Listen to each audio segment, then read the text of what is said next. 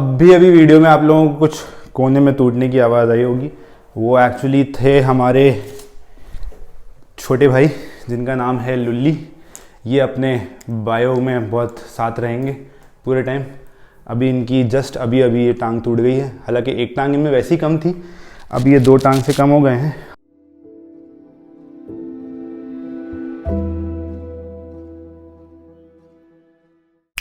What's up guys, this is biology unfiltered and आज हम आपके लिए लेके आए हैं बायोलॉजी 10th चैप्टर, जो कि 10th क्लास का चैप्टर, जो कि है चैप्टर नंबर 6 लाइफ प्रोसेसेस।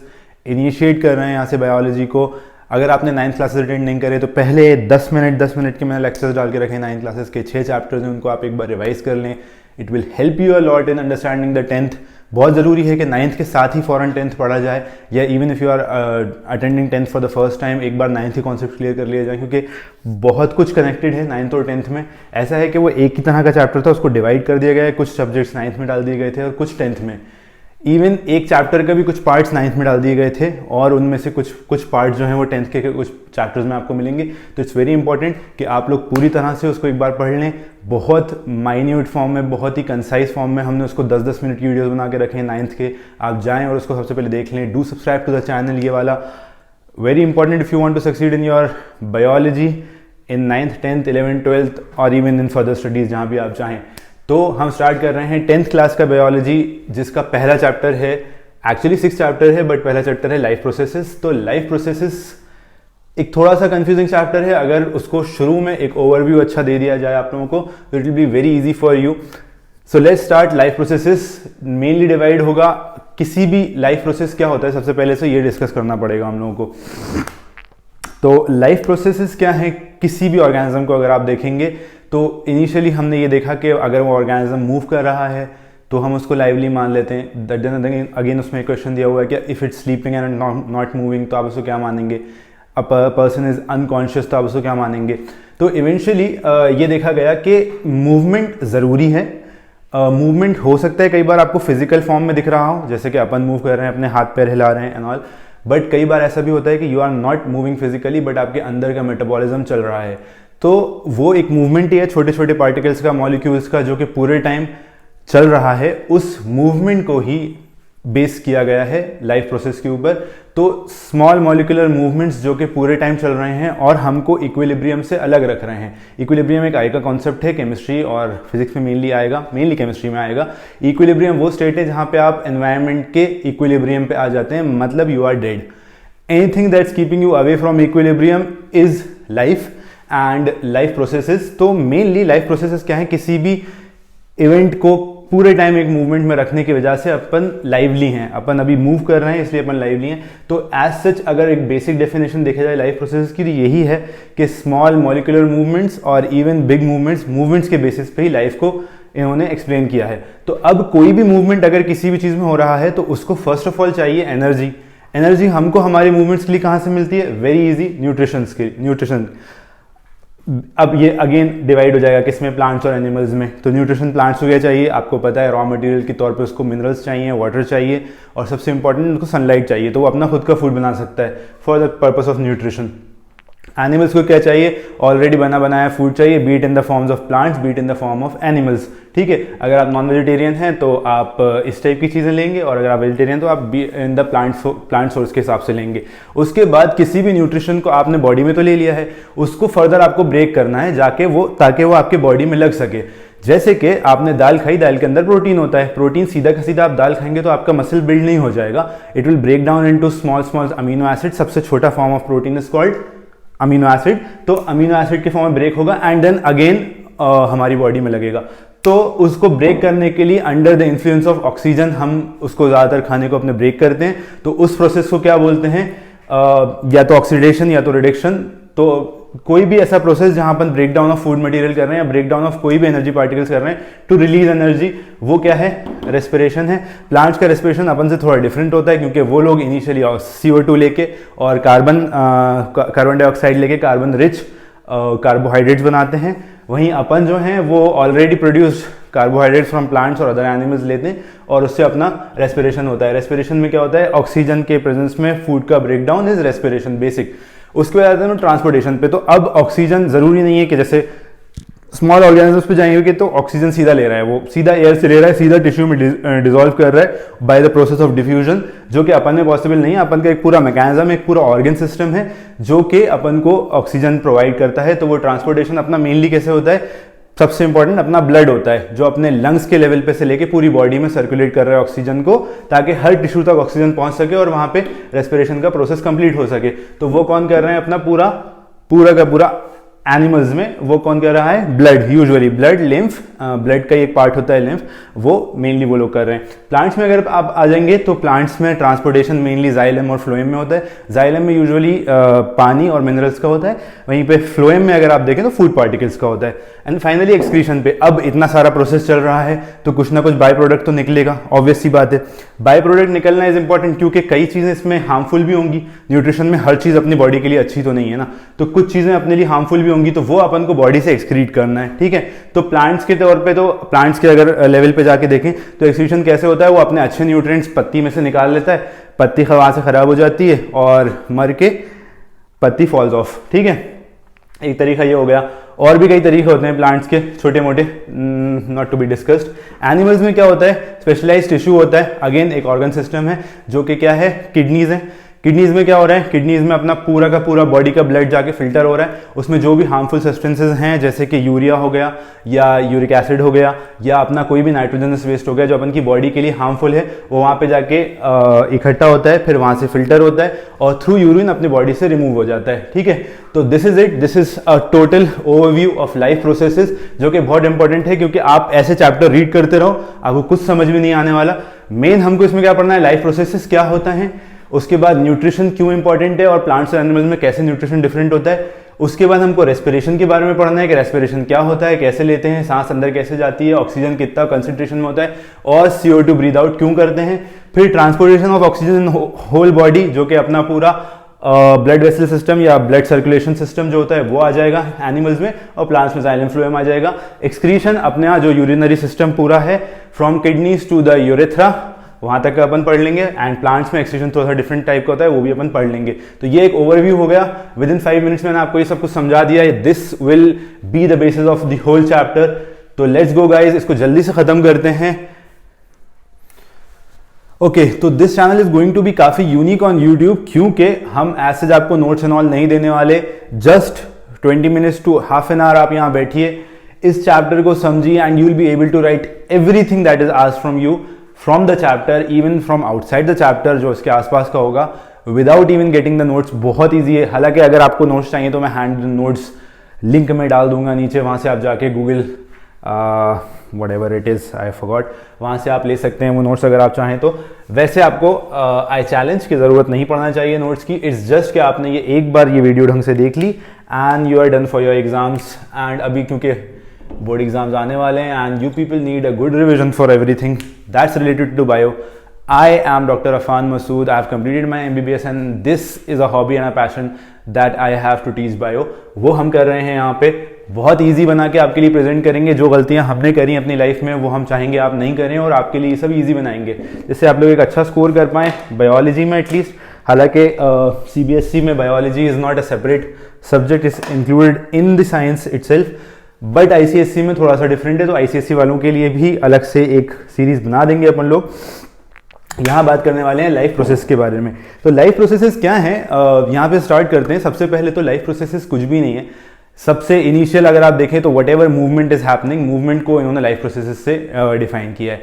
तो अभी हम मूव कर रहे हैं तो वी आर लाइफ, हम जिंदा हैं, हमारा लाइफ चल रहा है। तो जहाँ पे मूवमेंट बंद हो जाएंगे तो डेड हो जाएंगे। एक टाइप ऑफ डिफरेंस क्या है कि whatever is moving is related to life. तो कई बार ऐसा होता है कि हमें, अब हम सो रहे हैं तो आप उसको क्या बोलेंगे, हम मर गए क्या? No, that's not death. Death कहाँ पे होगी? जहाँ आप इक्विलिब्रियम पे आ जाएंगे। इक्विलिब्रियम इज कि जो स्टेट आपका है वही स्टेट बाहर का हो जाए। जैसे कि अभी हमारे बॉडी एक टेम्परेचर मेंटेन करी हुई है 37 डिग्रीज ऑफ सेल्सियस। अगर वही आप बाहर देखेंगे, बाहर भले ही 10 डिग्री है, बाहर भले ही 0 डिग्री है, बाहर भले ही 45 डिग्री है, आप कैसे भी करके अपनी बॉडी का टेम्परेचर मेंटेन करेंगे एट 37 से 38 डिग्रीज ऑफ सेल्सियस, तो that is not maintaining the equilibrium with the environment, you are doing efforts जो आपको अलग रखे हुए हैं। अब एट द सेम टाइम जहां मैं आपके सामने खड़ा हुआ हूं, तो क्या आपको लगता है कि मेरी बॉडी एकदम सिंपल स्टेबल, अब मैं स्टिल खड़ा हुआ, तो क्या बॉडी स्टिल है? नहीं है, क्योंकि अगर आप बॉडी के अंदर जाएंगे तो कई सारे बिलियन प्रोसेसेस छोटे छोटे चल रहे हैं, कई जगह कैटाबॉलिज्म हो रहा होगा, कई जगह एनाबॉलिज्म हो रहा होगा। तो कैटाबॉलिज्म और एनाबॉलिज्म को थोड़ा सा समझ लेते हैं। कैटाबॉलिज्म काटा से याद रखें, कैटाबॉलिज्म मतलब तोड़ना, किसी भी चीज़ को तोड़ के नया बनाना। फॉर एग्जांपल, अगर एग्जांपल ले लें, बहुत ही कॉमन स्टूडेंट्स लाइफ में बहुत ज़्यादा कॉमन रहता है, बॉडी बनाने का शौक रहता है लोगों को।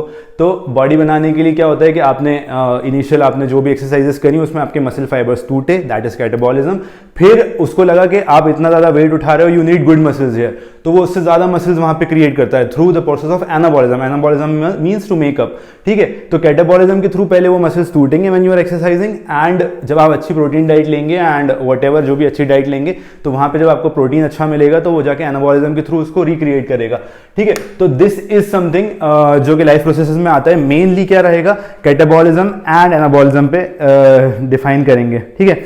अब अगर ये कैटाबॉलिज्म हो रहा है या एनाबॉलिज्म हो रहा है, जो भी लाइफ के प्रोसेसेस हैं, जितने भी प्रोसेसेस हो रहे हैं, उन सब को एक सोर्स ऑफ एनर्जी चाहिए, ऑब्वियस सी बात है। अगर हम कोई भी काम कर रहे हैं तो हमको इनकम तो चाहिए होती है ना उसके लिए।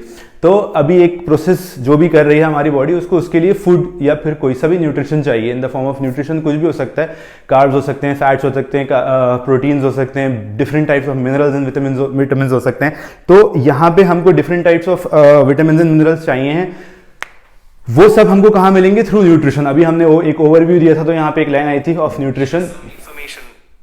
जब अपन न्यूट्रिशन ले लेंगे, ऐसे जब न्यूट्रिशन अपने पास आ जाएगा, तो अब वो न्यूट्रिशन अपन ने ले लिया, अपन ने रोटी या फिर दाल खा ली, तो दैट डजंट मीन कि वो रोटी दाल जाके सीधी यहाँ पे अपने लग जाएगी। No, it has to be broken down. Broken down कैसे होती है? Through the process of respiration. Respiration क्या होता है? ऑक्सीजन के प्रेजेंस में जब आप खाने को तोड़ते हैं, स्पेशली कार्बोहाइड्रेट्स या ग्लूकोज को तोड़ेंगे जैसे कि, तो we are made up of what? We all are made up of carbon, ठीक है। Every living being on the earth is mainly made up of carbon. तो वही अपना फूड सोर्स भी है, मेनली कार्बन नाइट्रोजन ही खा रहे हैं अपन लोग, ठीक है। तो वही जैसे अगर आप कार्बन क्यों बोल रहा हूं मैं, जैसे कि आप रोटी खाते हो उसमें कार्बोहाइड्रेट्स होते हैं, what are carbohydrate made up of? Glucose क्या है? C6H12O6, carbon, everything is carbon, ठीक है। तो हम वो कार्बन ले रहे हैं अपने अंदर, that is what we are doing. हमने उसको लिया, वो उसी फॉर्म में अपन एब्जॉर्ब करके नहीं लगा सकते, उसको पहले ब्रेक किया जाएगा इन द प्रेजेंस ऑफ ऑक्सीजन। जिस प्रोसेस को क्या बोलते हैं? रेस्पिरेशन। एंड उसके बाद जब ये रेस्पिरेशन हो जाएगा, तो फिर हमको लगेगा कि यार ये तो रेस्पिरेशन वाला प्रोसेस हो गया। अभी रेस्पिरेशन के लिए हमें बहुत सारी ऑक्सीजन चाहिए। ऑक्सीजन कहाँ से आएगी? ऑक्सीजन आएगी, अपने एक डिफरेंट पूरा सिस्टम बना हुआ है जो कि यहाँ नेजल से स्टार्ट होकर लंग्स तक जाता है, एंड लंग्स के बाद पूरे बॉडी में एक प्रोसेस होता है जो कि ट्रांसपोर्टेशन कहलाता है। वो पूरी बॉडी में उस ऑक्सीजन को पहुंचाता है। यहां तक तो अपने लंग्स तक तो अपन का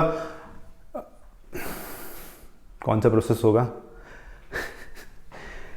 लंग्स तक का जो प्रोसेस है, जो पूरा है, उसको बोलते हैं रेस्पिरेशन। एंड रेस्पिरेशन के बाद जो प्रोसेस स्टार्ट होता है वो आएगा ट्रांसपोर्टेशन का, जो पूरे बॉडी में ऑक्सीजन को पहुंचाने का। एंड फाइनली जब ये सारी चीज़ें ब्रेक डाउन हो जाएंगी, आपकी बॉडी में आके प्रोटीन और फैट्स और कार्बोहाइड्रेट्स लग जाएंगे अपनी अपनी जगह पे जहाँ पे उसकी ज़रूरत है, इवन विटामिन एंड मिनरल्स, तो कई सारे बाई प्रोडक्ट्स निकलेंगे जो कि बॉडी के लिए हार्मफुल हैं और वो अच्छे नहीं है।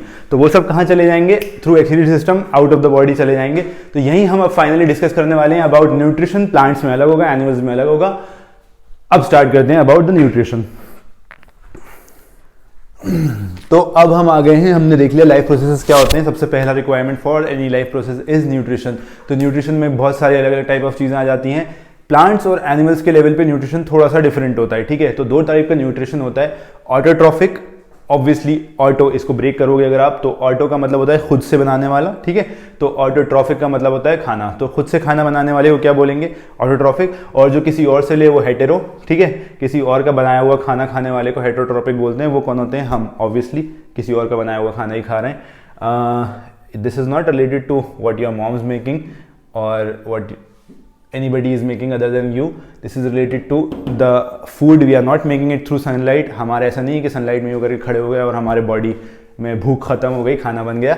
It's something different. ऑटोट्रॉफिक पे आते हैं, तो ऑटोट्रॉफिक भी एक्चुअली दो तरह का होता है, फोटो ऑटोट्रॉफिक और कीमो ऑटोट्रॉफिक। तो फोटो ऑटोट्रॉफिक में क्या है, जो सनलाइट से फूड बना रहा है, ये काम का नहीं है, थोड़ा सा अपर लेवल है, लेकिन आप लोग समझ सकते हैं। फोटो ऑटोट्रॉफिक क्या होता है, जो अपना खुद का फूड बना रहा है through the help of sunlight, and उसके अंदर क्लोरोफिल है जो कि बाहर पड़े हुए कार्बन को कार्बोहाइड्रेट में फिक्स कर देगा इन the form of, for example, इसका एग्जाम्पल सबसे ईजी है, CO2 से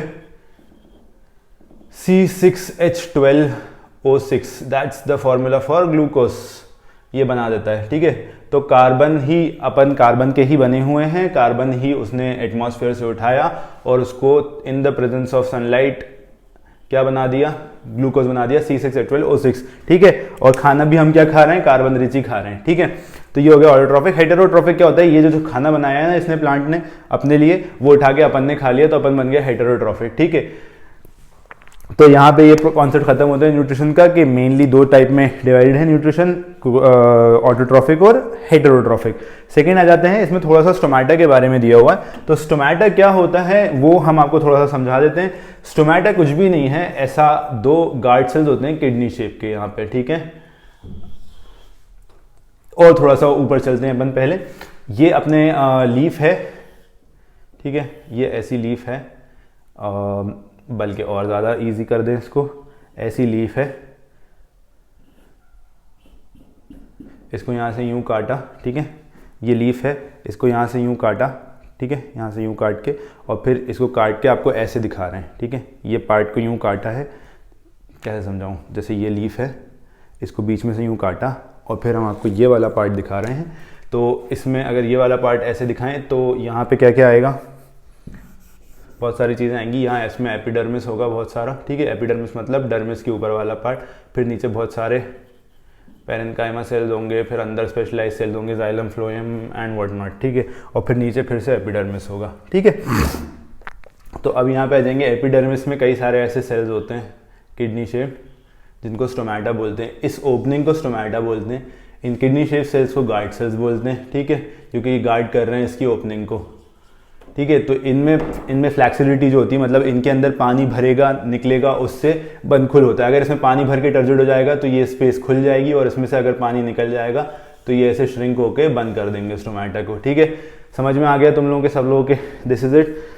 मेनली स्टोमेटा का इतना ही काम दिया हुआ है। इसके अलावा स्टोमेटा से क्या होता है, CO2 अंदर लेता है, और CO2 अंदर लेने के बाद जो ये कार्बन डाइऑक्साइड से अपन ऑक्सीजन बना रहे हैं ग्लूकोज, तो ऑक्सीजन एक्स्ट्रा बन रहा है। Oxygen is kind of excretory product plant के लिए, जो वो रिलीज कर देता है, बट अपने लिए वेरी इंपॉर्टेंट। ठीक है, तो वो ऑक्सीजन को रिलीज कर देता है। कुछ ऑक्सीजन उसको खुद को चाहिए होती है, वो यूज कर लेता है, लेकिन इतनी ज्यादा अमाउंट में बनाता है कि उसको बाहर रिलीज करता है, और वो भी थ्रू स्टोमेटा ही रिलीज करता है। 3 प्रोसेसेस होते हैं स्टोमेटा के थ्रू, उसको अच्छे से याद कर लेना है। पहला प्रोसेस CO2 वहां से अंदर लेगा, दूसरा प्रोसेस वहां से ऑक्सीजन बाहर जाएगी, तीसरा प्रोसेस वहां से वाटर बाहर जाता है through the process of transpiration. वो कॉन्सेप्ट अभी आएगा अपना, transportation of water in plants में, वो अभी अपन समझ लेंगे कि कैसे जाता है, ट्रांसपिरेशन क्या होता है। हालांकि 9th के एक चैप्टर में मैंने आपको समझाया था, इफ यू रिमेंबर, अगर आपने वो चैप्टर देखे होंगे एंड आपने 9th पढ़ के यहाँ पे आए हो, तो it will be very good for you. Again do subscribe to the channel अगर सब्सक्राइब नहीं किया है, क्योंकि this is very important. All of this कोई नहीं पढ़ाता बायो 9th 10th की, everybody is into 11th 10th 12th, कोई 9th और 10th पे फोकस नहीं करता। I am the first person जो कि कर रहा है, शायद आई एम श्योर इसके रिजल्ट हमें कुछ टाइम में दिख जाएंगे। तो हियर वी गो, अब आ गए अपन स्टोमेटा के ऊपर। हमने 3 प्रोसेसेस बताए, ऑक्सीजन, CO2 एंड थर्ड क्या है, ट्रांसपिरेशन, जिसमें से वाटर निकलता है। 3 जगह 3 काम है इसके मेनली स्टोमेटा के। इसके बाद आ जाएंगे अपन हेटेरोट्रॉफिक न्यूट्रिशन पे। तो ये मेनली क्या कर रहा है, बाहर से फूड पार्टिकल्स को उठा रहा है। सबसे कॉमन एग्जाम्पल, सबसे छोटा एग्जाम्पल से अगर देखें तो एक अमीबा जो होता है, उसके अंदर न्यूक्लियस होता है, स्यूडोपोडिया होते हैं, स्यूडोपोडिया मीन्स फॉल्स फीट, ये भी 9th में अपन पढ़ चुके हैं। तो ये क्या कर रहा है कि ये ऐसे ऐसे चलता रहता है, इसको कुछ फूड पार्टिकल पड़ा हुआ मिलता है अगर नीचे, तो वो उसको एनगल्फ कर लेता है through the process of pseudopodia. Pseudopodia से अंदर लेके उसके ऊपर डाइजेस्टिव एंजाइम डाल के वो अपने उसको न्यूट्रिशन के लिए ले लेता है। इसने क्या ऑक्सीजन से कार्बन डाइऑक्साइड से क्या फूड बनाया? नो, इसने कोई ऑटोट्रॉफी शो नहीं करी। तो ये एक हेटेरोट्रॉफी का एक कॉमन एग्जाम्पल हो गया जो कि बहुत ईजी है। हालांकि उससे भी कॉमन एग्जाम्पल अगर देखें तो वो हम लोग खुद हैं। ठीक है, फिर इसके बाद अगर अपन न्यूट्रिशन इन ह्यूमंस पे चले जाएं तो एक पूरा प्रोसेस होता है न्यूट्रिशन का, जो कि स्टार्ट होता है हमारे माउथ से और एंड होता है हमारे एनल कैनाल में। और इस पूरे यहाँ से लेके तो आखिरी एनल कैनाल तक के जो बीच में जो कुछ भी है, that is known as the gut कई बार बोला जाता है तुम्हारे अंदर गट्स नहीं है, तो वो उसी के बारे में बात की जा रही है कि वो गट क्या होता है। उसी को एलिमेंट्री कैनाल बोलते हैं, उसी को गट बोलते हैं। ये बहुत ही मुश्किल होता है समझने के लिए जब एलिमेंट्री कैनाल, गट ये सब लिखा होता है कि what is alimentary canal and what is gut. Mouth से स्टार्ट होके एनल कैनाल तक जो कुछ भी है बीच में, उसमें ईसोफेगस भी आएगा, थोड़ा सा ट्रेकिया का पार्ट भी आएगा, नेजोफेरिंग्स, ओरोफेरिंग्स, नीचे जाओगे स्टमक आएगा, स्मॉल इंटेस्टाइन आएंगी, लिवर आएगा, किडनी आएगा, किडनी नहीं आएगा, लिवर आएगा, पैनक्रियाज आएगा, और भी जो भी प्रोसेसेस ऑर्गन्स अपने यूज हो रहे हैं, और फाइनली लार्ज इंटेस्टाइन और एनस रेक्टम, इन सब को भी ऐड करके इस पूरे को गट या फिर एलिमेंट्री कैनाल बोलते हैं। इसको याद कर लो, बहुत ज़्यादा इंपॉर्टेंट होने वाला है। ठीक है, तो अब हम ह्यूमंस में न्यूट्रिशन क्या होता है वो पढ़ने वाले हैं। प्लांट्स का भी हम अलग से पढ़ेंगे, अभी न्यूट्रिशन पे ही है, फर्स्ट टॉपिक है ये इस चैप्टर का। So let's go to the human nutrition. तो अभी तक हमने पढ़ लिया था प्लांट न्यूट्रिशन के बारे में, थोड़ा बहुत पढ़ लिया था, इवन न्यूट्रिशन के बारे में थोड़ा बहुत पढ़ लिया था। तो अब इनिशियली थोड़ा सा प्लांट न्यूट्रिशन के बारे में पढ़ना है अपन को। खासा कुछ है नहीं इसमें न्यूट्रिशन में, प्लांट न्यूट्रिशन में मेनली इसमें एक फार्मूला है जो कि इम्पॉर्टेंट है। तो उसमें यह है कि 6CO2 plus H2O gives C6H12O6। ये किसका फॉर्मूला है, अपन पढ़ चुके हैं कई बार, ये ग्लूकोज का फॉर्मूला है। This is how plants produce their own nutrition through, यहाँ पे एक चीज़ और ऐड होगी, वो है सनलाइट। ठीक है, तो 6 पानी लिया, 6 कार्बन डाइऑक्साइड लिया, उससे क्या बनाया,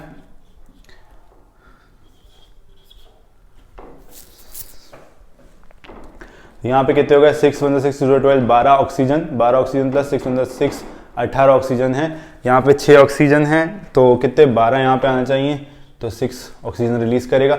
तो सिंपल फॉर्मूला है इसका प्लांट न्यूट्रिशन का। मेनली इस तरह से इसने अपने अंदर ग्लूकोज बना लिया, ठीक है, फिर ग्लूकोज को इन the form of starch store कर लेता है।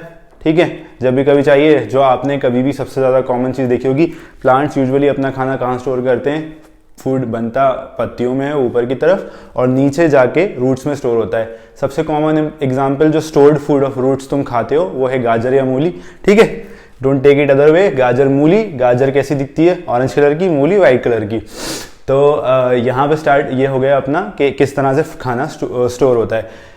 प्लांट्स में स्टार्च के फॉर्म में स्टोर होता है, वहीं अगर आप एनिमल्स की बात करें तो उनमें ग्लाइकोजन के फॉर्म में स्टोर होता है। और दूसरा स्टोरेज का ऑप्शन आपको पता ही होगा, जो कि आजकल बहुत ज़्यादा कॉमन हो गया है, दैट इज़ ओबेसिटी। ओबेसिटी में क्या होता है कि आपका जितना भी बॉडी है, जनरलाइज पूरी बॉडी में फैट का एक्यूमुलेशन। फैट यूजुअली क्या है, यही है जो अनयूज्ड अपने पास खाना बचता है, वो इन द फॉर्म ऑफ फैट पूरी बॉडी में स्टोर होता रहता है। ठीक है, सबसे कॉमन एरिया मेल्स में कहाँ होता है जहाँ फैट स्टोर होता है, ये हार्मोन्स वाले चैप्टर में अपन पढ़ने वाले हैं। मेल्स में बिकॉज ऑफ टेस्टोस्टेरोन हार्मोन सबसे ज़्यादा स्टमक के ऊपर होता है, क्योंकि आपने देखा होगा कि पॉट बेली मेनली मेल्स में होती है।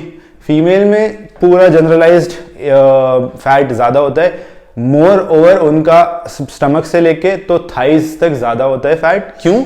क्योंकि उनको प्रोटेक्शन देना है यूटेरस को, जहाँ पे बच्चा डेवलप होता है, तो वहाँ जितना ज़्यादा फैट होगा उतना ज़्यादा उसको प्रोटेक्शन मिलेगा। This is how hormones work in fat deposition. ये अभी आपको एक छोटा सा ओवरव्यू दे दिया इसी चैप्टर में।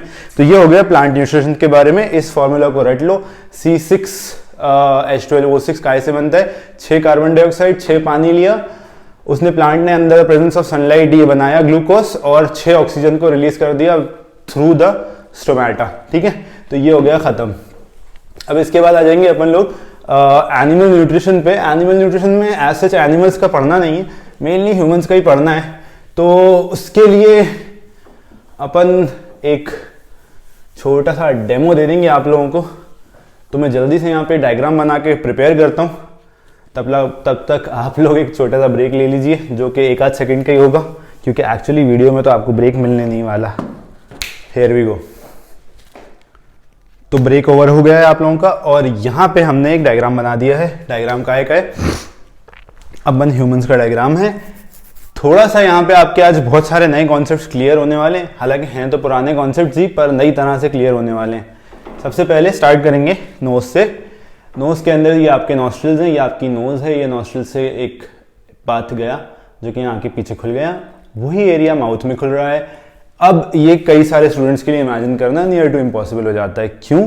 क्योंकि उनको लगता है भाई यहाँ से अगर कोई चीज़ गई तो वो तो सीधा दिमाग में जाएगी, यहाँ ऊपर दिमाग है, यहाँ से हमने एक स्टिक न्यू डाली तो गई कहाँ पे, दिमाग में। पर ऐसा कुछ भी नहीं है। नेजल कैविटी जो होती है वो स्ट्रेट चलती है। आपने कई सारे कोविड टेस्ट देखे होंगे, नाक में से स्वाब डालते थे यूं करके सीधी, वो स्वाब पीछे जाती थी। ये एरिया को नेजोफेरिंग्स बोलते हैं, ठीक है। इसको याद कर सकते हैं बहुत इजीली, ये बहुत काम आने वाला है, ठीक है। तो इस एरिया को नेजोफेरिंग्स बोलते हैं। मैं NS के तौर पे लिख रहा हूँ, आप लोग याद कर लिए, नेजोफेरिंग्स, ठीक है। स्पेलिंग बता दूं अगर तो, नेजो और फेरिंग्स, ठीक है, नेजोफेरिंग्स। और ये जो है ओरल कैविटी है अपनी, ये वाली, ये ओरल कैविटी, इसमें अपन खाना लेते हैं, मैस्टिकेट करते हैं। मैस्टिकेशन मतलब प्रोसेस ऑफ चूइंग, ठीक है। फिर खाना मैस्टिकेट करके एक बोलस बना लेते हैं, जो कि अपने डिफरेंट उससे बना हुआ होता है। तो अपन थे नेजोफेरिंग्स के ऊपर। ओरल कैविटी थी अपनी। ओरल कैविटी में क्या हो रहा है, ओरल कैविटी में जो पीछे का पार्ट होगा उसको क्या बोलेंगे, ओरोफेरिंग्स, ठीक है, क्योंकि वो ओरल से कनेक्टेड है तो ओरोफेरिंग्स। हम ये बता रहे थे कि मैस्टिकेशन करते हैं अपन फूड का। मैस्टिकेशन कैसे होता है कि अपन ने चबाया और उसमें बहुत सारा अपना सलाइवा भी मिलाया और एक बोलस बना लिया। वो बोलस कहाँ जाता है फिर, ईसोफेगस में, ठीक है। ये सब चीज़ें याद करने वाली हैं। ईसोफेगस, ठीक है। ईसोफेगस क्या है, मस्कुलर एक स्ट्रक्चर है जिसके अंदर से फूड पास होता हुआ फाइनली जाता है अपने स्टमक में। स्टमक में सबसे ज़्यादा कॉमन इंपॉर्टेंट चीज़ और सबसे कॉमन चीज़ है वो है HCl। बहुत हाई कंसनट्रेशन ऑफ HCl होता है, जो उसके 1 से 2 pH अगर आप लोगों को पता हो तो अच्छी बात है, नहीं पता तो पता चल जाएगा अभी जब आप लोग पढ़ोगे 9th-10th में। तो 1 से 2 pH रखता है, इतना ज़्यादा एसिडिक होता है, इतना कि इवन मेटल को भी वो डिसॉल्व कर सकता है, इतना हाईली कंसनट्रेटेड होता है वो एसिड अपना। फिर यहाँ पे देखें तो स्टमक के बाद एक ही स्मॉल इंटेस्टाइन का पार्ट आ जाता है, इस पार्ट को बोलते हैं डुओडेनम, ठीक है। डुओडेनम में मेनली 2 चीज़ें हो रही हैं। सबसे ज़्यादा कॉमन चीज़, एसिड्स के बाद यहाँ से बाइल जूस आता है जो कि लिवर क्रिएट करता है, और ये गॉल ब्लैडर में स्टोर होता है बाइल जूस, जो कि इसमें से बाइल सॉल्ट डाल देता है। और दूसरा ये पैनक्रियाज भी इसी में खुल रहा है डुओडेनम में, जिसमें बहुत सारे एंजाइम्स होते हैं जो अपने सारे फूड मटेरियल को तोड़ता है। जैसे कि अगर एंजाइम्स किसी भी फूड स्ट्रक्चर के आगे एस लगा दो, ASE, तो वो क्या बन जाता है, उसका एंजाइम बन जाता है। जैसे लैक्टोज को तोड़ने वाला लैक्टेज, माल्टोज को तोड़ने वाला माल्टेज, ग्लूकोज को तोड़ने वाला तो वैसे ऐसा ज़रूरत नहीं होती, ग्लूकोज ऐसा एब्जॉर्ब हो जाता है बॉडी में। तो अगर प्रोटीन को तोड़ने वाला बनाए तो प्रोटीएज, वो प्रोटीन्स को तोड़ेगा, ठीक है। तो ये हो गया अपना। फैट को तोड़ते नहीं है, फैट को तोड़ के छोटे छोटे मिसील्स बना लेते हैं, माइसील्स बोलते हैं या मिसील्स बोल लो उनको, और वो ऐसी की ऐसी छोटी छोटी एब्जॉर्ब हो जाती हैं और वो हेल्प करती हैं किसमें, फैट, कोलेस्ट्रॉल, ये सब मेनली। एक तो वो ख़राब होते हैं बॉडी के लिए, वो अलग चीज़ है। एक जो उनका अच्छा काम होता है, जो गुड कोलेस्ट्रॉल होते हैं, उनका ये होता है कि वो अपने हार्मोन्स बनाता है, ठीक है। मेल हार्मोन जो हो गया और फीमेल हार्मोन जो हो गया, टेस्टोस्टेरोन और oestrogen, that is made up of cholesterol, ठीक है। तो जितना अच्छा आपका कोलेस्ट्रॉल इंटेक होगा उतना अच्छा आपके ये हार्मोन्स रहेंगे और उतने फिट आप लाइफ में रहोगे, B it a man, B it a women, ठीक है। तो ये एक्स्ट्रा नॉलेज भी देते रहते हैं आपको बीच बीच में, जो कि कोई और टीचर शायद ना दे पाए आपको। Anything that's related to doctors and MBBS that I can tell you along with all of this, जो कि बहुत ज़्यादा इंपॉर्टेंट है आप सबके लिए to continue in your life, बहुत ज़्यादा काम आएगी। 9th और 10th की बायोलॉजी आप लाइफ लॉन्ग लेके चलो, आपको बहुत सारे बीमारियों से को आप प्रिवेंट कर सकते हो अगर चाहो तो, ठीक है। अब आगे अपन ये दो ऑर्गन्स होते हैं जो कि इसमें ऐड हो रहे हैं अपने डाइजेस्टिव सिस्टम में। यहाँ से लेके यहाँ तक के पार्ट को क्या बोलते हैं, इस पूरे स्ट्रक्चर को गट बोलते हैं, एलिमेंट्री कैनाल बोलते हैं, जो हमने शुरू में बताया था, जो किसी के समझ में नहीं आता। ये पूरा अपना गट है, ये लिवर है, ये पेनक्रियाज है। लिवर के एक जो एंजाइम बनते हैं वो गॉल ब्लैडर में स्टोर होते हैं, वहाँ कंसनट्रेट होते हैं और फिर वहाँ से डिओडेनम में आते हैं। तो ये हो गया स्टमक। फिर 3 पार्ट ऑफ स्मॉल इंटेस्टाइन होता है, पहला डिओडेनम, दूसरा जेजुनम, तीसरा इलियम, ठीक है। तो इसका एक पार्ट होगा जेजुनम, उसके नीचे इलियम, और इलियम एक ब्लाइंड सैक में खुलता है। ब्लाइंड सैक क्यों बोल रहा है, देखो यहाँ से बंद है, ठीक है, ये इसमें खुल रहा है। इसमें खुलने की वजह से क्या हो रहा है कि ये बंद है यहाँ से सैक, तो इसको ब्लाइंड सैक बोलते हैं। इसमें एक छोटी सी ऐसी निप्पल टाइप की चीज़ निकली रहती है, उसको वर्मीफॉर्म अपेंडिक्स बोलते हैं। हालांकि ज़्यादा इंपॉर्टेंट नहीं है, ऐसा कोई ऐसा यूज़ नहीं होता, पर ठीक है, this is something that you should know. Vermiform appendix ये हो गया अपना। अब यहाँ से यहाँ तक का लार्ज इंटेस्टाइन है, ये असेंडिंग पार्ट है, ये ट्रांसफर्ड पार्ट है, ये डिसेंडिंग पार्ट है, और यहाँ पे आ गया अपना रेक्टम। रेक्टम में जो आपका स्टूल मटेरियल होता है वो स्टोर होता है और एनल कैनाल से या एनस से बाहर एक्सक्रीट हो जाता है, ठीक है। तो ये हो गया पूरा अपना स्ट्रक्चर जो कि इंपॉर्टेंट था, डाइजेस्टिव सिस्टम। डाइजेस्टिव सिस्टम में क्या क्या होता है, मेनली एसिडिक मीडियम मिलता है स्टमक में, उससे चीज़ें ब्रेक हो जाती हैं। फिर जब ड्यूडेनम के लेवल पे आते हैं तो यहाँ से पैनक्रियाज जो अपना है, पैनक्रियाज एंजाइम्स देता है डिफरेंट, जिससे proteins fats carbohydrates break down हो के एब्जॉर्बेबल फॉर्म में आ जाते हैं। वो एब्जॉर्बेबल फॉर्म अपन एब्जॉर्ब कर लेते हैं और उसको भेज देते हैं अपनी बॉडी में, पूरी बॉडी में सर्कुलेट होने के लिए, जिससे उसको एनर्जी मिल सके। This is what nutrition is all about in humans. यहां तक कही था। इसके बाद हम पढ़ने वाले हैं रेस्पिरेशन इन ह्यूमंस, ठीक है।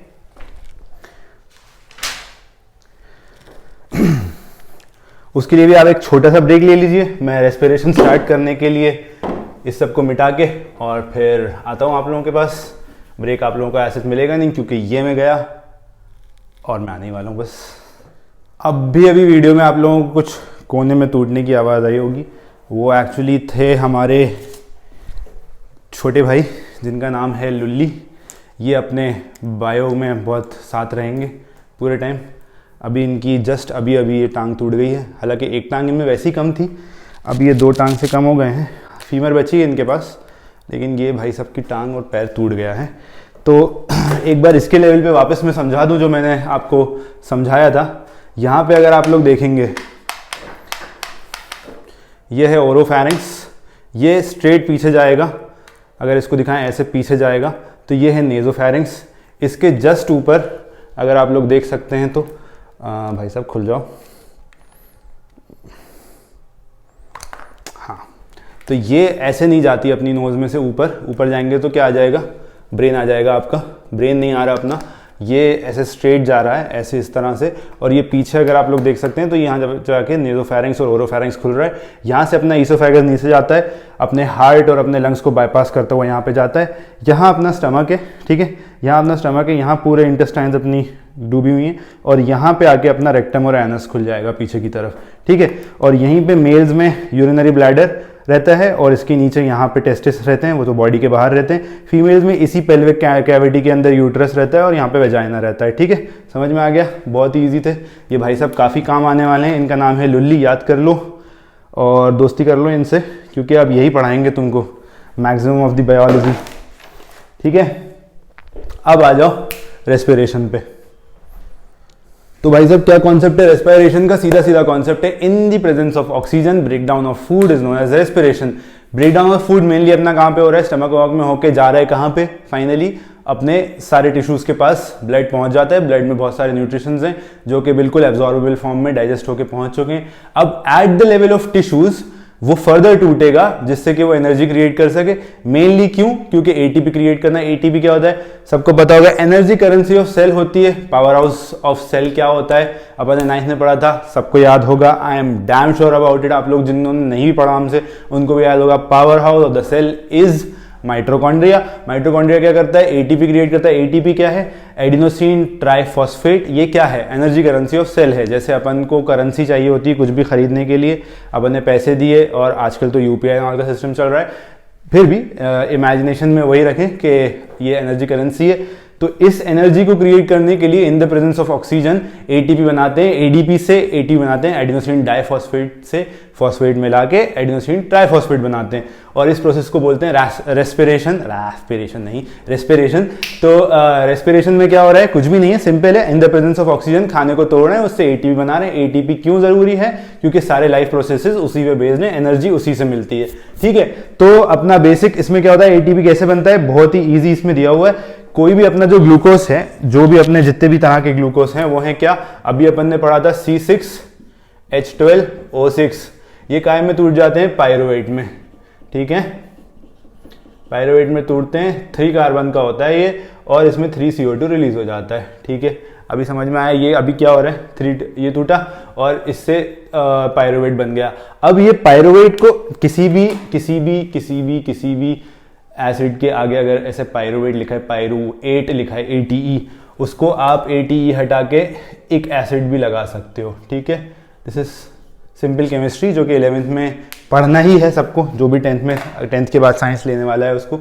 तो पायरुवेट को पायरुविक एसिड भी बोल सकते हो, कोई बड़ी बात नहीं है। तो पायरुविक एसिड के 3 फेट्स होते हैं, मतलब फाइनली ये 3 तरह से टूटा जाता है। एक अगर आप बात करें ह्यूमंस में, इन द प्रेजेंस ऑफ ऑक्सीजन, जैसे कि नॉर्मल जैसे अभी हम हैं, हमारे पास अच्छी एम्पल अमाउंट ऑफ ऑक्सीजन है, तो ये पायरुवेट काहे में टूटेगा, कुछ नहीं, ये पायरुवेट भी फर्दर टूट जाएगा, 3 CO2 और निकाल देगा और 3 H2O भी निकाल देगा, ऐसे मान लो, ठीक है। और 3 CO2 पहले ही निकाल चुका था, ठीक है, तो ये निकल गया और बाहर निकल गई CO2 अपनी बॉडी से, जब अपन ने एक्सेल किया तो एक ही हो गया। तो इसको बोलते हैं एरोबिक रेस्पिरेशन, क्योंकि अपने पास एयर है, ऑक्सीजन की कोई कमी नहीं हो रही। पर क्या होता है कई बार when we are doing strenuous exercise, बहुत तेज दौड़ रहे हैं, बहुत तेज सब कुछ कर रहे हैं, तब बॉडी के पास इतनी हिम्मत नहीं है कि टिश्यू यहाँ से कार्बन डाइऑक्साइड, मान लो इस मसल को आप बहुत बार यूज कर रहे हो इन बॉडी बिल्डिंग, और यू आर प्लेइंग क्रिकेट या फुटबॉल या volleyball, whatever you are playing, उधर आपका मसल बार बार यूज हो रहा है, ये जल्दी जल्दी पायरुवेट बना रहा है, क्योंकि क्या कर रहा है, पायरुवेट से फिर फर्दर टूटता है। अब ये जो पायरुवेट है या पायरुविक एसिड है, ये भाई साहब क्या करते हैं, कुछ नहीं करते, ये पड़े रहते हैं वहां पे, इतनी जल्दी ऑक्सीजन का ट्रांसफर नहीं हो पा रहा, क्योंकि आप सांस तो ले रहे हो लेकिन पूरी बॉडी में जा रही है। तो ये क्या करता है कि इन दी एब्सेंस ऑफ ऑक्सीजन, अभी एब्सेंस ऑफ ऑक्सीजन एक्चुअली नहीं होता कि अपन सांस लेना बंद कर देते हैं, ज़्यादा खेलें, ऑक्सीजन इतनी जल्दी डिफ्यूज होकर पहुंच नहीं पा रही है। तो ये क्या करता है, एक सेकेंडरी एनारोबिक इसके पास ऑप्शन होता है, ये एनारोबिक रेस्पिरेशन से इस पायरुवेट को लैक्टिक एसिड बना देता है। काफ़ी सुना हुआ लग रहा होगा तुम लोगों को, अरे मेरे लैक्टिक एसिड जमा हो गया, इस वजह से मुझे दर्द हो रहा है आज हाथ पैरों में, कल मैंने जिमिंग ज़्यादा कर लिया था, मुझे दर्द हो रहा है आज हाथ पैरों में, कल मैंने फुटबॉल ज़्यादा खेल लिया, क्रिकेट ज़्यादा खेल लिया, आज यहाँ पे दर्द हो रहा है, ये दर्द हो रहा है, आज तो ये कमर में भी ऐसा लग रहा है कुछ कुछ भरा हुआ है, ऐसा लग रहा है कुछ भर गया मसल्स के बीच में। तो that is what it is, anaerobic respiration की वजह से आपकी बॉडी ने उन जगहों पे लैक्टिक एसिड भर लिया। रात को जब आप अच्छी स्लीप में सोगे तो ये लैक्टिक एसिड निकलेगा, लिवर के लेवल पे जाके वहाँ लैक्टिक एसिड टूट के कार्बन डाइऑक्साइड और वाटर बन के निकल जाएगा, और फिर आपकी तकलीफ 2-1 दिन बाद अपने आप कम हो जाती है। कैसे? क्योंकि लिवर में जाके वो वापस ऑक्सीडेशन प्रोसेस से टूट जाता है, ठीक है। तो ये 2 हो गया। अगर एरोबिक रेस्पिरेशन हो रहा है तो आपको पता है ये इजी है, सीधा ही कार्बन डाइऑक्साइड और उसमें टूट जाएगा। दूसरा एनारोबिक रेस्पिरेशन था जो कि लैक्टिक एसिड बन जाता है ह्यूमंस में। लेकिन अगर प्लांट्स की बात करें तो एनारोबिक रेस्पिरेशन में क्या होता है, कुछ भी नहीं होता। एनारोबिक रेस्पिरेशन में वहीं के वहीं फर्मेंटेशन स्टार्ट हो जाता है। तो फर्मेंटेशन क्या है? फर्मेंटेशन थर्ड टाइप है जो कि फर्मेंटेशन बोलते हैं। फर्मेंटेशन क्या होता है? आप फर्मेंटेशन से आपने कई बार पढ़ा होगा कि क्या बनती है, अल्कोहल बनती है। तो ये एसिड जो है ये फर्मेंट हो जाता है, फर्मेंट होने के बाद एनर्जी तो रिलीज करता है लेकिन फाइनली अल्कोहल बना देता है। तो इस प्रोसेस को कई बार अल्कोहल क्रिएशन के लिए भी यूज किया जाता है। ये काय में होता है यूजुअली फर्मेंटेशन? बैक्टीरिया और छोटे छोटे प्लांट्स में होता है, ह्यूमंस में नहीं होता। ह्यूमंस में 2 ही तरह का होता है, एरोबिक और एनारोबिक। एरोबिक रेस्पिरेशन मतलब normal respiration, break down of food under the influence of oxygen. और एनारोबिक रेस्पिरेशन क्या होता है कि वो पायरुविक एसिड जो अपना बना था, पहला जो टूटा था पायरुविक ग्लूकोज से पायरुवेट या पायरुविक एसिड, वो किसमें कन्वर्ट हो जाता है? लैक्टिक एसिड में, जो कि वहीं पे स्टोर हो जाता है। जो लेटर स्टेज जब आप सोगे तो वापस सही होके लिवर में सही होके और निकल जाता है, ठीक है। अब अपन को ये चीज समझना होती है कि एटीपी जो है ये बन गया अपना, ठीक है। अब एटीपी बन तो गया मान लो इन प्रोसेसेस से, ठीक है। रेस्पिरेशन क्या था? फूड के तोड़ के एटीपी बना लिया अपन ने, एटीपी। अब एटीपी का कहीं भी यूज हो सकता है किसी भी प्रोसेस में, एनर्जी है ही अपनी। तो अब अपन मान लो कोई भी एनर्जी बेस्ड काम कर रहे हैं, बी इट मसल्स को यूज हो रहा है, या इवन अपने डाइजेशन में भी बहुत सारे मसल्स यूज हो रहे हैं, अपन को पता नहीं चलता लेकिन वो यूज हो रहे हैं, तो वो एटीपी को यूज कर रहे हैं। तो एटीपी क्या करता है? एटीपी से एडीपी, ट्राइफॉस्फेट से डाइफॉस्फेट बना, मतलब 3 फॉस्फेट से 2 फॉस्फेट बने तो 1 फॉस्फेट को रिलीज कर देता है, सिंपल। और इसको रिलीज करने में यहाँ 30.5 किलो जूल पर मोल की एनर्जी रिलीज कर देता है। बहुत ज़्यादा एनर्जी है ये अगर देखा जाए तो, ठीक है। मैकेनिज्म क्या होता है अब रेस्पिरेशन का? ह्यूमंस में अलग होता है, प्लांट्स में अलग होता है। प्लांट्स में क्या होता है कि उसने भाई साहब उठाया अपना CO2 बाहर से उठाया, इन the presence of sunlight chlorophyll में क्या बना दिया? C6H12O6, और रिलीज क्या किया? ऑक्सीजन। लेकिन ये तो हो गई दिन में बात, क्योंकि भाई उसको दिन में तो CO2 भी बना रहे, CO2 उसको चाहिए खाना बनाने के लिए। रात में सनलाइट हो गई गायब, ठीक है। तो अब भाई साहब ये क्या करेंगे? रात में तो इनके पास कुछ है नहीं, रात में ये क्या कर रहे हैं? जो भी CO2 ये इसने खाना बनाया है वो रात को अगर तोड़ रहा है अपने ग्रोथ एंड ऑल के लिए, तो उस वक्त ये रात को क्या रिलीज कर रहा है? जैसे कि ह्यूमंस रिलीज कर रहे हैं, वो क्या रिलीज कर रहा है? CO2। दिन में जब ये तोड़ भी रहा होता है तो ये रिलीज नहीं करता। क्यों? क्योंकि जो तोड़ के भी CO2 बनती है ना, वो वापस उसी CO2 से क्या बना लेता है, C6H12O6। समझ में आ गया? ये थोड़ा सा अलग कॉन्सेप्ट है। प्लांट में क्या होता है कि दिन में तो देखो सनलाइट के लेवल पे वो बना ही रहा है, उसको तो बनाना ही है CO2 से ग्लूकोज। अब उसमें एक और चीज हो रही होती है, जैसे मान लो पत्तियों में तो ग्लूकोज बन रहा है, लेकिन स्टेम में मान लो उसको ग्रोथ के लिए चाहिए ATP चाहिए, ग्लूकोज चाहिए, डिफरेंट टाइप ऑफ जगहें चाहिए, तो वहां पे ये वाला प्रोसेस भी चल रहा है, इसको तोड़ के एनर्जी रिलीज कर रहा है ताकि ग्रोथ बढ़ा सके अपनी। तो उसमें जो CO2 बन रही है उसमें प्लांट में, वो क्या हो रहा है, वो वापस ले रहा है CO2 को अपने ही अंदर पत्तियों के पास भेज देता है ताकि वहां से वो वापस उससे ग्लूकोज बना दें। ठीक है, लेकिन रात में क्योंकि सनलाइट नहीं है उसके पास, तो ये प्रोसेस बंद हो जाता है CO2 से ग्लूकोज बनने का, और सिर्फ ग्लूकोज टूटता है रात को। तो रात को प्लांट्स CO2 रिलीज करते हैं, इसलिए बोलते हैं रात को सोते टाइम प्लांट्स को अपने कमरे में नहीं रखना चाहिए, वो कोई खासा ऑक्सीजन नहीं देंगे आपको, वो CO2 ही रिलीज करते हैं जैसे आप रिलीज कर रहे हैं। ठीक है, दिस इज ओवर। अब अगर डिफरेंट टाइप ऑफ एनिमल्स जो हैं वो डिफरेंट टाइप ऑफ मैकेनिज्म इस्तेमाल करते हैं for the process of respiration. छोटे छोटे एनिमल्स को देखोगे तो सिर्फ डिफ्यूजन से काम हो जाता है। ठीक है, जैसे कि कॉकरोच होगा तो उनमें स्पिरिकल्स होते हैं बॉडी के सारे तरफ। ठीक है, छोटे छोटे छेद होते हैं, वहीं से ऑक्सीजन लेंगे, वहीं से CO2 रिलीज कर देंगे साइड से, उससे भी छोटे ऑर्गेनिज्म में चले जाएंगे। ये ऑर्गेनिजम्स किस बारे में बात हो रही है? 9th में एक चैप्टर था एवोल्यूशन नहीं यार, 9th में एक चैप्टर था जिसको बोलते हैं हायरार्की, या उस टाइप का जो भी चैप्टर था वो हम आपको पढ़ा चुके हैं। अगर आपने नहीं पढ़ा तो उसका रिवीजन जाके देख लें, 8-10 मिनट का जो भी अपन ने डाला है। उसमें जो हायरार्की के लेवल पे अलग अलग टाइप ऑफ प्लांट्स थे, Monera, protista, Plantae, fungi, Monera, protista, fungi, Plantae, Animalia. उनमें डिफरेंट टाइप ऑफ ऑर्गेनिजम्स के पास डिफरेंट टाइप ऑफ स्ट्रक्चर्स थे। मोनेरा में रेस्पिरेशन का कोई सीन ही नहीं था एज सच, जो भी चल रहा था वो चल रहा था। मोनेरा, प्रोटिस्टा में एज सच नहीं था। फंजाई में से थोड़ा बहुत स्टार्ट होता है। प्लांटे में अलग type of respiration upon discuss कर चुके हैं। एनिमालिया में भी जब आप जाएंगे तो अलग अलग है, पोरीफेरा, सीलेंटेडा, ये सब तो पानी में रहते हैं, इनमें रेस्पिरेशन की एज सच वो नहीं होता। लेकिन अगर आप उसके ऊपर आ जाएंगे जहाँ पे जैसे कि अपना ये वाला हो गया, फिशेज हो गई। फिशेज क्या करती हैं, उनके पास गिल्स होते हैं। तो गिल्स में क्या होता है, जो पानी में डिजोल्व ऑक्सीजन है ना, वो उसको पूरे प्रेशर से अपने अंदर मुंह से लेते हैं पानी को, और यूं करके छोड़ते हैं पानी को। तो गिल्स में क्या होता है कि उसमें से छनते वक्त ऑक्सीजन को इकट्ठा करके वो उठा लेते हैं। जो पानी में डिजोल्व ऑक्सीजन होती है वो गिल्स उठा लेते हैं, और बचा हुआ पानी छन के बाहर चला जाता है। ठीक है, तो ये होता है गिल्स का काम। अब अगर आप टोड में चले जाओ, एम्फीबियंस में, तो वो अपने स्किन से, मॉइस्ट स्किन से करता है रेस्पिरेशन। इसके बाद बर्ड्स और इन सब में तो लंग्स ही हो जाते हैं, और इवन ह्यूमंस में भी लंग्स हैं। तो फाइनली रेस्पिरेशन का last part we are going to study about humans में किस तरह का मैकेनिज्म होता है रेस्पिरेशन का। ठीक है, तो again that diagram, and again हमारे लुल्ली भाई आएंगे यहाँ पे। वही वाला डायग्राम फिर से आपके सामने बना देता हूँ, जिससे आपको भी इसमें बनाने में हेल्प हो। ये अपनी नोज है, ये अपना माउथ है। ठीक है, ये माउथ, ये क्या था अपन ने पढ़ा था, नेज़ोफेरिंक्स, ये क्या था, ओरोफेरिंक्स, और इन दोनों का बीच का क्या है, फेरिंक्स। ठीक है, पिछले वाले में ये नहीं बताया था हमने। ठीक है, जो पूरा वीडियो देखेगा वही अच्छे नंबर लेके आ पाएगा। फिर यहाँ पे नीचे गए तो ये ईसोफेगस आ गया था। ठीक है, लेकिन एक और पार्ट होता है ईसोफेगस के जस्ट आगे, ऐसा होता है, कार्टिलेज का बना हुआ होता है, उसमें सर्कुलर रिंग्स होते हैं, नॉन कोलैप्सिबल होता है, मतलब ऐसे चुप करके बंद नहीं होगा। जैसे वेन्स होती है ना अपनी, बंद हो जाती हैं ऐसे पिचक के, ऐसे इसमें नेगेटिव प्रेशर भी लगेगा तो बंद नहीं होगा। क्यों? क्योंकि इसमें कार्टिलेजनस रिंग्स हैं जो कि इसको सॉलिड बना के रखता है। तो यहाँ से क्या होता है, अपनी एयर आई अंदर, ये गई किसमें, इसका नाम क्या है, ट्रैकिया, और ट्रैकिया नीचे जाके 2 ब्रोंकाई में डिवाइड हो जाता है। ठीक है, और वो ब्रोंकाई फर्दर ब्रोंक्यूल्स में डिवाइड हो जाते हैं।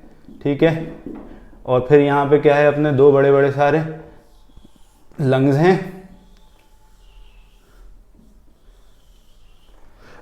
ठीक है, हालांकि पेन इतना अच्छा चल नहीं रहा, दूसरा पेन उठा लेते हैं अपन। तो ये अपने लंग्स हैं। ठीक है, ये अपने 2 लंग्स हैं, ये ब्रोंकाई अपने में जाके डिवाइड हो गए, यहाँ से एयर आई। ठीक है, अब आप लोग सोच रहे होंगे यार ये अपन ने खाना खाया तो खाना अपने ट्रैकिया में क्यों नहीं जाता? क्यों नहीं जाता? एक स्पेशल कॉन्सेप्ट होता है इसका भी, क्योंकि यहाँ पे एक कार्टिलेजिनस फ्लैप होता है जिसको क्या बोलते हैं, एपीग्लॉटिस। इसका नाम क्या है, एपी का मतलब होता है ऊपर किसी भी चीज से, ग्लॉटिस मतलब इस ओपनिंग, जो ट्रेकिया की ओपनिंग होती है, इसका नाम होता है ग्लॉटिस। तो जो ग्लॉटिस के ऊपर होगा उसको क्या बोलेंगे, एपीग्लॉटिस। जो डर्मिस के ऊपर होगा उसको क्या बोलेंगे, एपिडर्मिस। सिंपल है, छोटी छोटी चीजें ये आपको सीखते चलना है। तो फिर ये कार्टिलेजिनस रिंग वाला एक पाइप है उसको क्या विंड पाइप भी बोल सकते हो तुम लोग। तो ये पाइप कहाँ पे जा रहा है, नीचे जाके दो पार्ट में डिवाइड हो रहा है। इन दो पार्ट को ब्रोंकाई बोलते हैं, फर्दर ब्रोंक्यूल्स में डिवाइड होता है और फाइनली ब्रोंक्यूल्स और further further further further divide होके एक ऐसे बैग में खुलते हैं। ये बैग बहुत सारे एल्वियोलाइज से बना हुआ है, ठीक है। तो ऐसी ऐसी बहुत सारी छोटी छोटी बैग्स ऑफ एल्वियोलर सैक्स होते हैं, ठीक है। अगर इसको जूम करके दिखाएं ऐसे, तो ऐसे बहुत सारे बैग्स ऑफ एल्वियोलाई होंगे, ठीक है। और इनमें छोटी छोटी आर्टरीज और वेन्स आके खुल रही होंगी, ठीक है। यहाँ पे क्या हो रहा है, यहाँ पे तक तो अपना ये ब्रोंक्यूल्स और ब्रोंकाई आगे खुल गया, इसमें यहाँ पे ऑक्सीजन आई, ऑक्सीजन आएगी तो इसके आसपास कैपिलरी का एक नेटवर्क होगा। कैपिलरीज क्या होती हैं वो भी अभी अपन समझा देंगे। नेक्स्ट पार्ट क्या है, सर्कुलेशन, उसमें या ट्रांसपोर्टेशन, उसमें कैपिलरीज आ जाएंगी, तो वो भी समझ लेंगे। ऐसे इसके आसपास कैपिलरीज हैं, तो ये कैपिलरीज क्या करती हैं, यहाँ से ऑक्सीजन को सीधा by the method of diffusion उठा लेती हैं और अपने अंदर जो गंदा CO2 होता है जो पूरी बॉडी से कलेक्ट करके लेके आई हैं उसको ले जाके बाहर छोड़ देती हैं। Simple process. यहाँ से ऑक्सीजन रिच एयर ली, अंदर आई, अंदर डिफ्यूजन आपको पता ही है, किसी भी कंसंट्रेशन, किसी भी चीज़ का कंसंट्रेशन अगर ज़्यादा है तो ज़्यादा कंसंट्रेशन ऑफ सॉल्यूट से ज़्यादा कम कंसंट्रेशन ऑफ सॉल्यूट तक वो चीज़ अपने आप चली जाएगी। यहाँ एक शक्कर का पानी रखा है, यहाँ पानी रखा है, तो अपने आप पानी निकलेगा, शक्कर के पानी जाएगा नॉर्मल पानी में से और शक्कर वाले पानी में जाके मिलने लगेगा जब तक कि दोनों का बराबर नहीं हो जाएगा कंसंट्रेशन, ठीक है। यही कॉन्सेप्ट है, ये कॉन्सेप्ट 9 में पढ़ा चुके हैं, एक बार और पढ़ा देंगे आप लोगों को। अभी तो यही पढ़ना है अपन को कि by the process of diffusion, diffusion मतलब देखो जो यहाँ से अपना पूरी बॉडी कलेक्ट करके ला रही है ब्लड, गंदा ब्लड जिसको ब्लू ब्लड भी बोलते हैं अपन। रेड ब्लड किसको मानते हैं, जो अच्छा ब्लड है, ऑक्सीजनेटेड ब्लड। डीऑक्सीजनेटेड ब्लड जिसमें कार्बन डाइऑक्साइड रिच है उसको ब्लू कलर का मानते हैं। तो ब्लू ब्लड यहाँ पे आ रहा है कैपिलरीज में, उसमें क्या ज्यादा है, CO2 ज्यादा है और ऑब्वियसली वो अपना ऑक्सीजन दे के आ गया अच्छे अच्छे टिश्यूज को, जैसे कि आर्म्स के टिश्यू हो गए, पैर के टिश्यू हो गए, उनको ऑक्सीजन दे के वापस आया। डीऑक्सीजनेटेड ब्लड है, उसमें CO2 का कंसंट्रेशन ज्यादा है, ऑक्सीजन का कंसंट्रेशन कम है, ठीक है। तो इधर जाएगा, इधर आएगा, तो यहाँ से अपन ने जो ऑक्सीजन रिच एयर ली है उसमें ऑक्सीजन ज्यादा है और CO2 कम है, तो at the level of alveoli क्या होगा, क्योंकि इस ब्लड में CO2 ज्यादा है तो ये यहाँ से एल्वियोलाई में चला जाएगा और वहाँ जो हवा है उसमें ऑक्सीजन ज्यादा है एल्वियोलाई में, वो इसमें आ जाएगी क्योंकि इसमें ऑक्सीजन कम थी। तो ऐसे अपन का फिर यहाँ से पूरा ब्लड इकट्ठा होकर कहाँ जाएगा, हार्ट में, और यहाँ से दूसरा पार्ट ऑफ हार्ट यहाँ पे भेज रहा था, ठीक है। तो वो आ जाएगा अपना किस वाले पार्ट में, ट्रांसपोर्टेशन वाले पार्ट में। हार्ट जब अपन समझाएंगे तो एक बार वापस इसको समझ लेंगे, इस प्रोसेस को डबल सर्कुलेशन बोलते हैं, ठीक है। अभी तुम लोगों को समझ में आ जाएगा ये प्रोसेस भी। तो अभी इंपॉर्टेंट क्या था, नेजल कैविटी, ये नॉस्ट्रिल्स, ये mouth, oral cavity, nasal cavity, और नेजल कैविटी के पीछे नेजोफेरिंग्स जहाँ पे स्वाब डालते थे कोविड के टाइम पे, और ये ओरल कैविटी के पीछे ओरोफेरिंग्स, इसमें भी स्वाब डाल के निकालते थे टेस्टिंग के लिए। और इन दोनों का कॉमन एरिया क्या हो गया, फेरिंग्स। फेरिंग्स के नीचे क्या है, एक ग्लॉटिस है जो कि ट्रैकिया की ओपनिंग को बोलते हैं। ट्रैकिया की ओपनिंग के ऊपर एक कार्टिलेजनस फ्लैप जो कि एपिग्लॉटिस है, जो खाना खाते टाइम यूं उसको बंद कर देती है ताकि उसमें खाना ना चला जाए, ठीक है।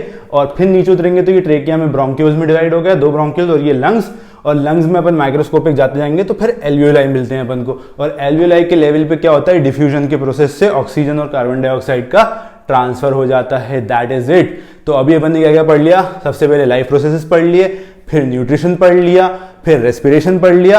अब 2 चीजें बची हैं अपनी, जो कि है ट्रांसपोर्टेशन या फिर सर्कुलेशन अगर ह्यूमंस में बात करें तो, और लास्टली एक्सक्रीशन। तो ये 2 और पढ़ेंगे। जल्दी से 2 मिनट का ब्रेक, उसके बाद आप लोगों के लिए अगला टॉपिक।